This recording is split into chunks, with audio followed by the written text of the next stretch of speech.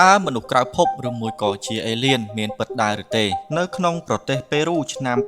2017មានក្រុមអ្នករុករកមួយក្រុមបានប្រទះឃើញសាកសពចម្លែកមួយដែលមានរូបរាងប្លែកបំផុតមានក្បាលធំនិងមានម្រាមដៃតែ3ប៉ុណ្ណោះក្រុមអ្នកស្រាវជ្រាវបានបញ្ជាក់ថាសាកសពមួយនេះមាន DNA មិនដូចនឹងមនុស្សឬមួយក៏សត្វនោះទេក្រុមវិជ្ជបណ្ឌិតបានយកសាកសពមួយនេះធ្វើកាំរស្មី X ហើយបានប្រទះឃើញមានសុទ្ធនៅក្នុងសាកសពនេះចំនួន3វាគឺជារឿងចម្លែកបំផុតដែលសរីរាង្គដែលមានរាងកាយស្រដៀងនឹងមនុស្សតែបែរជាមានសុទ្ធនៅក្នុងនោះទៅវិញតើវាជាសាកសពមនុស្សក្រៅភពពិតមែនឬមួយក៏ជាវត្ថុដែលមនុស្សបង្កើតឡើងនោះទេតើអ្នកទាំងអស់គ្នាជឿដែរឬទេថានៅលើពិភពលោកយើងនេះពិតជាមានជីវិតក្រៅភពឬមួយក៏ជាអេលៀនដែរឬទេ